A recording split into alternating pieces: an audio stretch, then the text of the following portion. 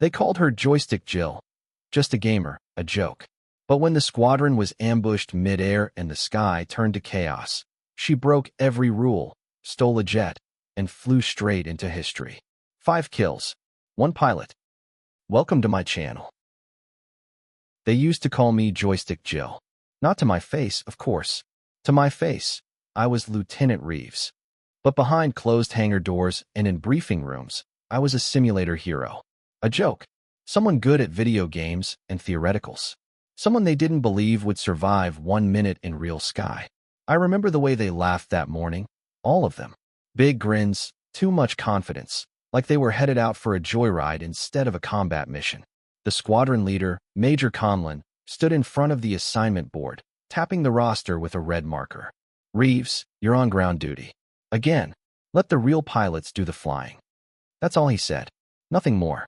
Just crossed my name out with one clean stroke and tossed me back into the shadows of support staff. 8 names remained on that board, lined up for a patrol into Sector 9, a piece of airspace just off the Virginia coastline where unidentified aircraft had been testing our reaction times. I stood there, still in my flight suit, helmet tucked under my arm, pretending it didn't sting. But it did. God, it did. Because I knew what was out there. I'd spent 3 straight nights studying enemy movement reports, electromagnetic warfare logs, terrain interference data, and I saw the blind spot, Sector 9's dirty little secret. A place where jamming would break up all radar, scramble weapons targeting, even fry encrypted comms. I had a 36-page report ready, cross-referenced, color-coded, hell, even spell-checked. I'd handed it to Conlon the day before. He didn't even glance at it. Computer theory, he called it. Stick to simulations, Lieutenant. So I did what they asked. I sat in the control room that morning, watching as the 8 F-16s taxied out. I monitored their comms. I tracked the radar. And I prayed to every god I didn't believe in that I was wrong. But the thing is, I wasn't wrong. Sky's clear. Captain Monroe called over the channel as the jets climbed to altitude. Sector 9, business as usual. Not even a cloud out here. That's when I saw it. 5 red echoes creeping into the northwest corner of the radar screen, right along the exact vector I had outlined in my report.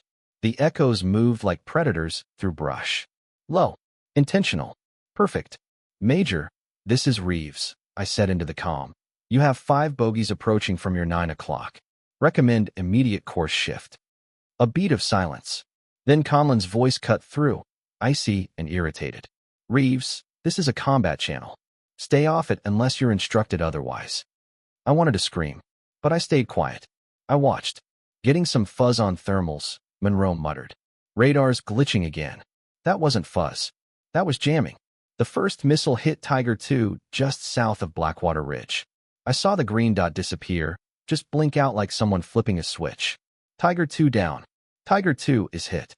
Another voice yelled. Evasive maneuvers. Conlon ordered, but it was chaos. Everyone was blind. Comm links crashed one by one. Radar returns scrambled into noise.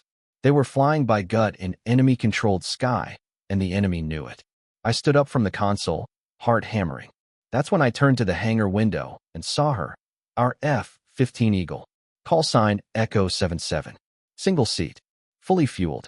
The one we kept in case of emergencies. I knew her systems like I knew my own hands. Hundreds of simulator hours. Every subroutine. Every radar quirk. Every kill zone mapped into my bones. I looked back at the screen. Only 4 green blips remained. That was the moment I made the call.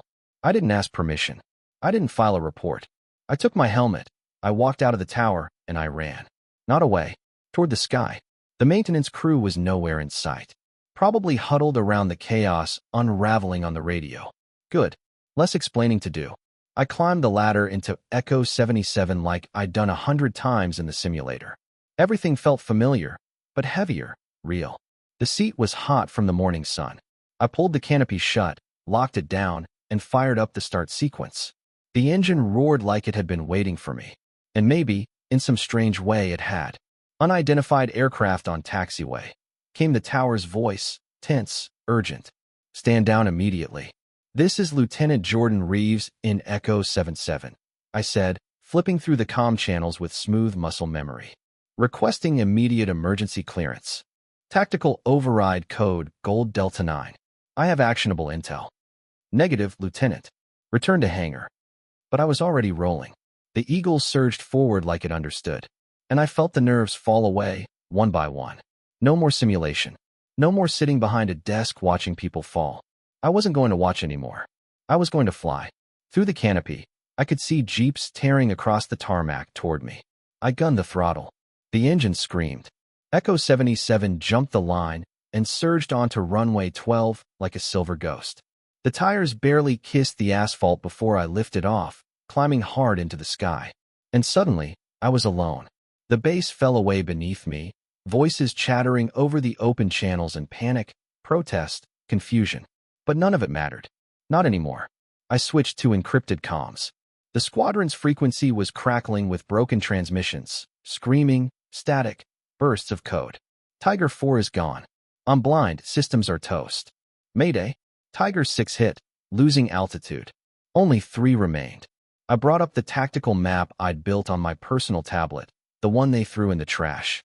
It was uploaded now into Echo 77's system, stitched into the mission computer via my own access code. I had everything I needed. They didn't want my plan? Then I'd use it myself. I angled northeast, climbing above 25,000 feet, above the electronic interference. From up here, everything was clear. 5 red blips. Precision-spaced. Ambush formation. Just like I'd predicted. They weren't rogue aircraft testing boundaries. They were professionals. Trained. Cold. Laying in wait like wolves in a canyon. The squadron hadn't stood a chance. Until now. I rolled the eagle into a dive. My fingers were already hovering over the weapon select switch, locking into rhythm with the beep of the radar tone. Target 1, locked. I whispered, Fox 3, and let the missile fly. Explosion bloomed below like a sunrise. 1 hostile down. The remaining 4 began to scatter, but I was already climbing, rolling, slashing back through the clouds like a blade. The second aircraft turned to pursue me. Bad call. I pulled hard into a snap turn, dumped countermeasures, and fired again. 2 down. Then the radio crackled. Who the hell is that up there? It was Major Conlon, breathless, stunned. Who's engaging? I keyed the mic, Echo 77. Lieutenant Reeves. Engaging per tactical analysis submitted 3 days ago. Long silence. Then, you crazy. You're not cleared for combat. Neither were they, I said, switching frequencies. Because I didn't have time to argue with ghosts. 3 enemies left. And now they were angry. You could see it in the way they shifted formations. The chaos from my first strike was gone, replaced by coordination. These weren't amateurs. Whoever trained them knew our protocols, knew our playbook. But they didn't know mine. I dove beneath a thermal layer and looped back behind the 3rd aircraft. He tried to juke left, too slow. I'd written that maneuver into my own simulations. It worked on overconfident pilots. But I wasn't overconfident. I was ready. Fox 3, I called again. Another missile screamed from my wing. The 3rd target disappeared in a flash. That left 2. Now, finally, the ground scrambled to catch up. The AWACS bird, that big surveillance eye in the sky, crackled into my ear. Echo 77, identify yourself. Confirm status. I didn't answer. Not yet. Because I wasn't done. The remaining 2 hostiles tried to box me in, textbook bracketing maneuver. 1 high, 1 low. But this was my element. This battlefield wasn't theirs anymore. It was mine.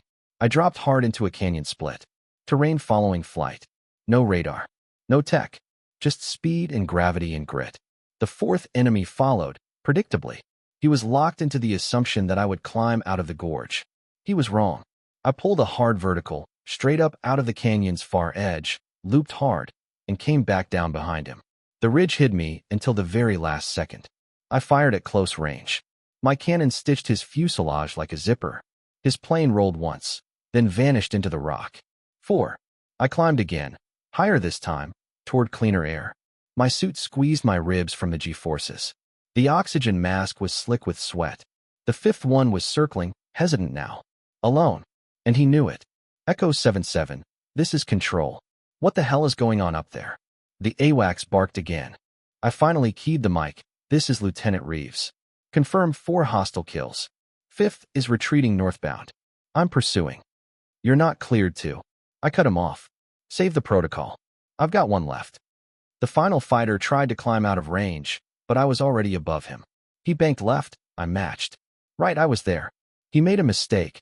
He tried to break for open sea. And that's where I caught him. I lined up the shot, carefully. This wasn't a kill out of anger. This was precision. Vengeance wasn't the mission. Survival was. Fox 3, I whispered. Last missile. Direct hit. And then, silence. The sky was mine again. My hands shook. Not from fear, from release. Because every single variable I had calculated had unfolded exactly as I predicted. Not in theory, not in training, but in combat. The radio flared to life again. Echo 77. This is Major Conlon. His voice no longer smug. Just tired. Are they gone? 5 confirmed destroyed, sir, I replied. And the rest of you are still alive. There was a pause. Then he said, copy that. I circled back, heading toward base, and as I did, I caught a glimpse of my own reflection in the canopy. No longer Joystick Jill. Now I was something else. I landed the Eagle like I'd done it 1,000 times. Gear down, flaps out, nose steady. But this time, it wasn't a simulation. And the runway wasn't quiet. As I rolled to a stop, the entire tarmac seemed to come alive. Emergency vehicles flanked both sides, lights flashing like a welcome parade nobody had planned. Ground crews, flight techs, junior officers, all lined up at a distance. Watching, not one moved toward me. It was like they didn't know what to do. I powered down the engines, unstrapped the harness, and popped the canopy. The air hit me in the face, hot, dry, and buzzing with tension. I stood for a second, just breathing, then climbed down. The first person to approach was Colonel DeWitt, the base commander. I didn't even know he was on site. But there he was, full dress uniform, boots polished like mirrors. Behind him, Major Conlon stood rigid, helmet tucked under one arm, his flight suit streaked with sweat and engine soot. Lieutenant Reeves, DeWitt said, voice formal but clear. Report. 5 enemy aircraft engaged and eliminated. I answered. Sector 9 clear. Remaining friendlies accounted for. No friendly casualties once I entered the theater. I didn't bother saluting. I was still wearing the sweat and grime of a mission that shouldn't have happened. DeWitt nodded slowly. And you used? Tactical Plan Delta 73, sir. The one I submitted 3 days ago. I handed him my tablet, now scratched and heat-warped from the cockpit, but still displaying the map overlays. He glanced at the screen, then looked at Conlon. Major Conlon stepped forward like a man walking into his own reckoning. Sir, he said quietly, Reeves submitted this plan. I dismissed it. We all did. DeWitt turned the tablet off and handed it back. His expression unreadable. Noted. Behind them, the chatter among the crowd had stopped. Everyone was listening. Word was already spreading. The simulator pilot. The paper pusher. The one who wasn't supposed to fly. She saved the entire squadron. Not with bravado. With prep. Conlon's voice came again, quieter this time. Lieutenant, we owe you. It wasn't a speech. It wasn't even an apology. But it was honest. And that was enough for me. I walked past them toward the hangar, my boots echoing on the pavement, every eye following.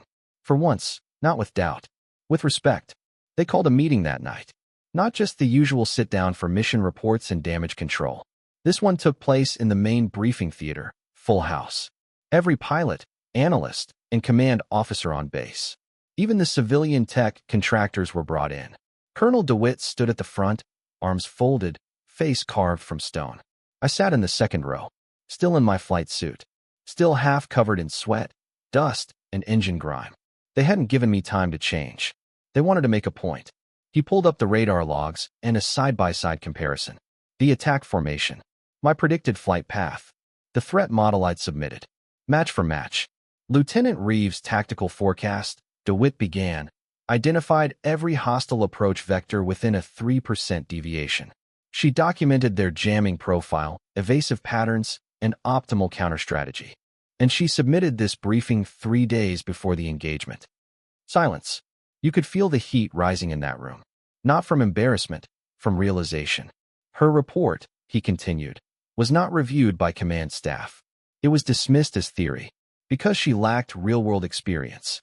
Because her recommendations were built on simulation data, not combat flight hours. A few officers in the back shifted uncomfortably in their chairs. I didn't look at them. He tapped the screen. We nearly lost an entire squadron because of that decision. Captain Monroe, One of the few who survived the ambush raised his hand. "Sir, permission to speak?" DeWitt nodded. Monroe stood. "Reeves saved our lives. She didn't just see the trap coming. She beat it. Alone. In a single-seat bird with a plan we laughed at."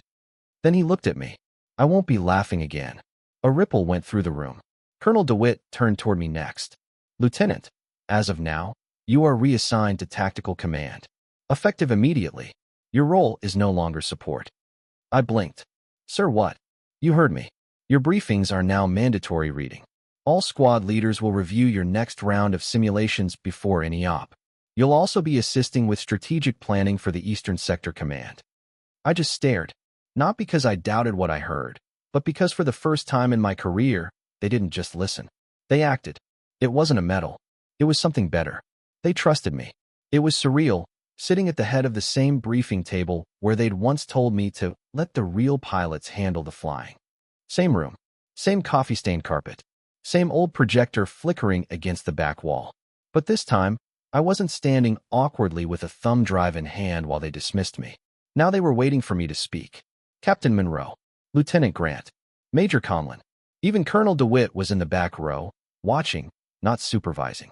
Just listening. I tapped the screen. Slide 1. Sector 10 Incursion Modeling. 10 sets of eyes locked in. Nobody interrupted. Not even the senior brass. I clicked forward.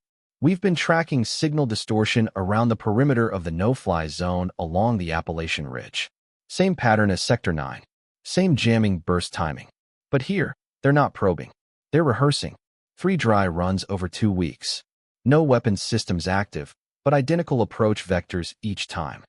I pulled up the radar overlays. All 3 incidents stacked. Perfect alignment. This is what we saw right before the Sector 9 attack. Only this time, they're banking farther north. Captain Hayes, one of the skeptics who once said I should stick to theory, raised his hand. "Are we thinking the same group?" "I'd bet my wings," I replied. "They didn't disappear. They're just shifting pressure points. Any indication they know who shot them down?" "Unconfirmed.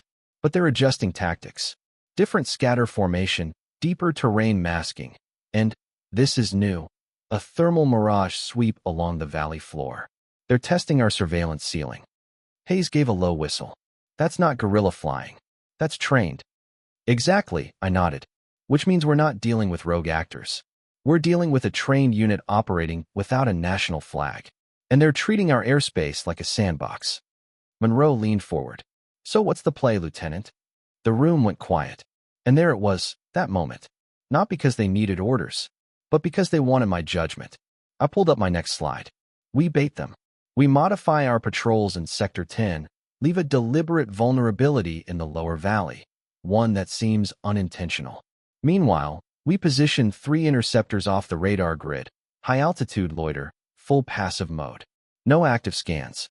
We let them make the first move, then we tighten the net." Conlon nodded, slow and thoughtful. "Clean. Risky, but clean." "Better than being caught with our heads down again," I said. DeWitt finally stood. "Put it into motion. Full team coordination with Northern Command. Lieutenant Reeves, you've got lead authority on tactical." And just like that, the meeting was over. They filed out quietly, professionals all. But I caught the way some of them looked back at me, not as the paper pilot, but as the one who'd seen what they missed, and stopped it cold. That night, I stayed late in the command office, rechecking flight route overlays, confirming the thermal masking signatures, even running a few of the old sim drills just to see if any edge variables had shifted. The base was mostly quiet. A few radios still buzzed. Maintenance crews rotated through final checks.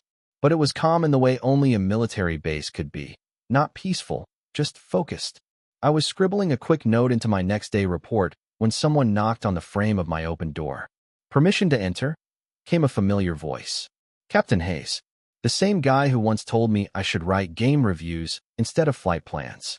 "Permission granted," I said without looking up. He stepped in with something in his hands, 2 paper cups of burnt commissary coffee. He set one down in front of me. "Cream and 2 sugars, right?" I blinked at him. "How do you know that?" He shrugged. "Same way you knew we were walking into an ambush." Observation. I sipped. "Bitter. Bad. Perfect." He stood there for a second, then sat across from me like he had a confession to make. "Reeves, I was wrong," he said. "About all of it. About you. I didn't say anything. Just let the silence speak. I've been flying for 15 years. Combat, escorts, recon. I've done it all. And in those 15 years, I've never seen anyone fly the way you did that day.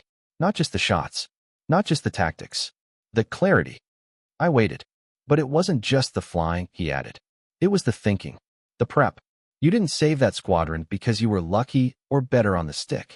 You saved us because you'd already fought the battle in your head before any of us even rolled down the runway. That got my attention. I looked at him. Why are you telling me this? He cracked a tired smile.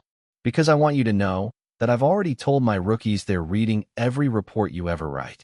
And if they roll their eyes, I'll hand them a mop and let them clean jet exhaust until they change their tune. I almost laughed, but it wasn't funny. It was honest. And that meant more. He stood up again. If you're ever in the air and need a wingman, call me. Doesn't matter where. I'll be there. Noted, I said. As he walked out, I stared at the coffee cup in my hands. The bitterness was still there. But now, it tasted different. It tasted like respect. By the end of the week, it had a name. They were calling it the Reeves Protocol. I hadn't come up with that. I actually winced when I first heard it. Too much spotlight. Too much look at me. But it stuck. The moment the engagement footage got passed up the chain, from NORAD to Joint Ops to Air Combat Command, someone high enough saw the value and gave it an acronym. REEVES. Rapid Engagement and Electronic Vector Exploitation Strategy. Sounds official, right?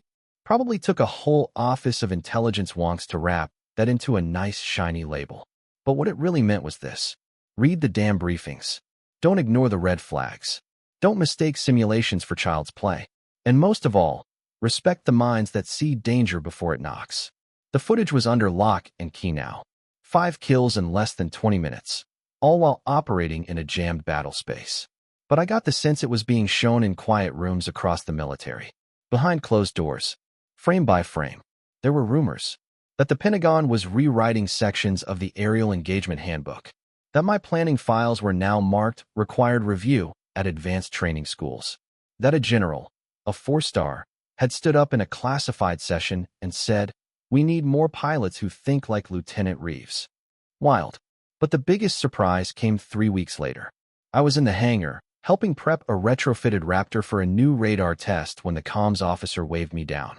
"Command wants to speak with you." Conference line. Secure room. I dried my hands on a rag and jogged over.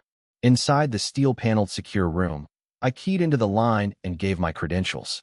"Lieutenant Reeves, this is General Carlton, Strategic Air Command. We've reviewed your after-action report, analysis brief, and simulator track records." "Yes, sir. You're being reassigned, effective immediately, to Langley, Tactical Development Division.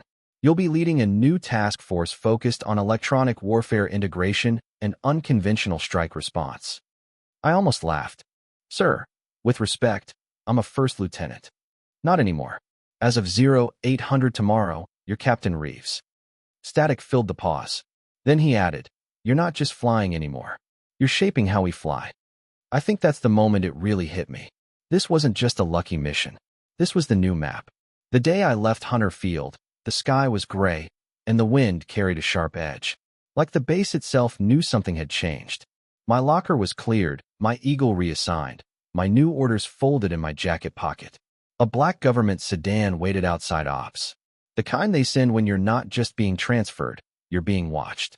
As I made my way down the flight line, a few pilots stopped what they were doing and saluted. It wasn't protocol. I wasn't that senior. It was respect. The kind that doesn't come with rank, but with memory.